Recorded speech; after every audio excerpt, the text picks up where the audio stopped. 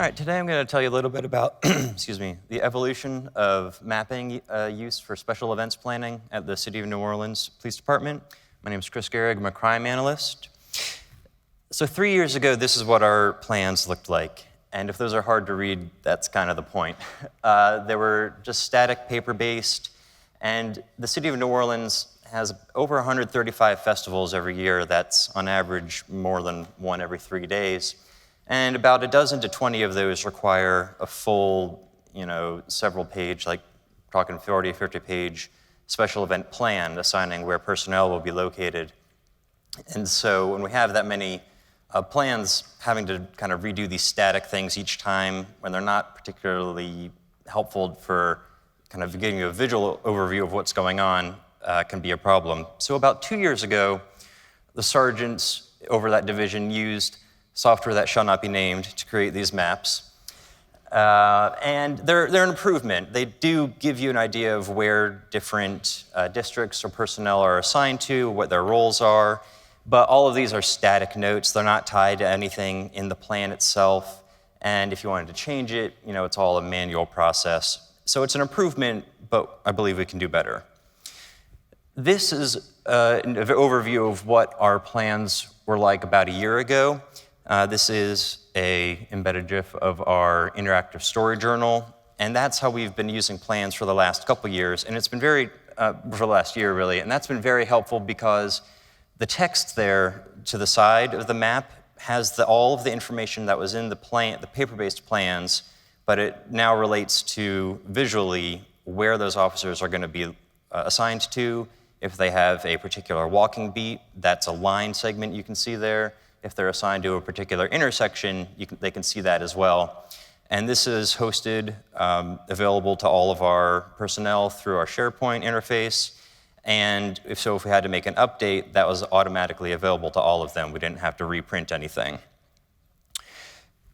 Moving forward, though, that was really only enabling us to get up to the event itself. Once the event started, our plans were just our plans. We didn't have any way of figuring out what was actually happening on the ground during the events.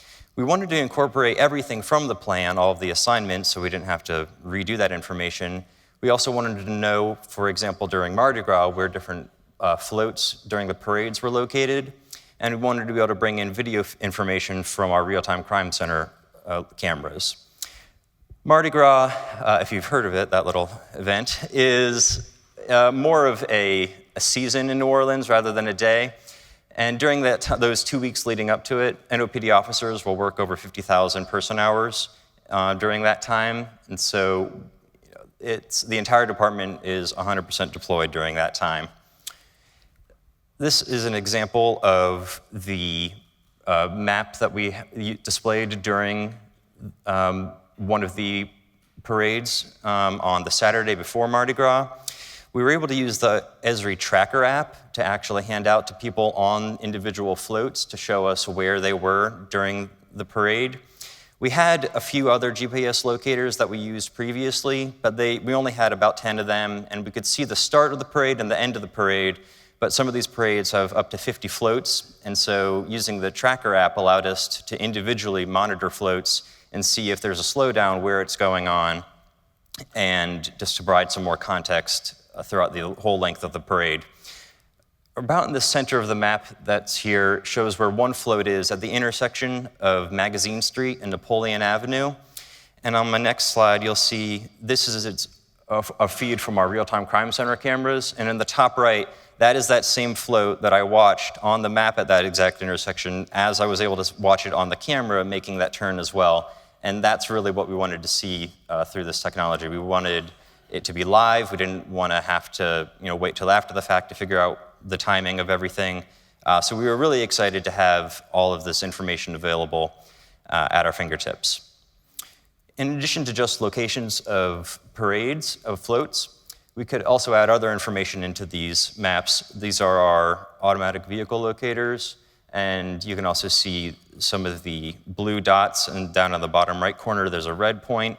That's our CAD information as well. So we could add or remove that information, depending on who was looking at the app and what information we needed if we wanted some more context to why there was a slowdown in the parade.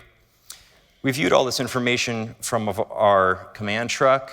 You can see we put the large map on the back screen, and then we were able to view our camera feeds. Unfortunately, we weren't able to get those pulled directly into the dashboard, but we were able to monitor it from the same location to provide information.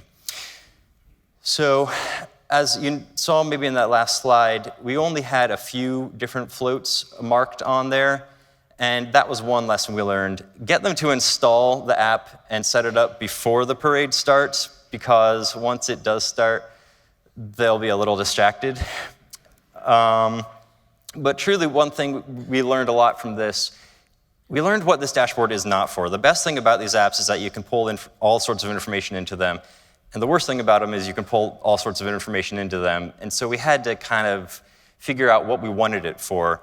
And we realized that these dashboards we were building for our special events team, not for our dispatch or SWAT teams. It wasn't our special operations team we were building this for. We really wanted to be able to focus on things that were important for the special events team. And that's things that are kind of time sensitive. How is the parade proceeding? If there's a slowdown at the start of a parade, that's extra hours of overtime that we're already 100% staffed. That can be tens of thousands of extra dollars in overtime that the city is spending. So being able to provide context for how the event is proceeding is what our purpose was in this dashboard, and then to provide other context such as CAD and traffic information.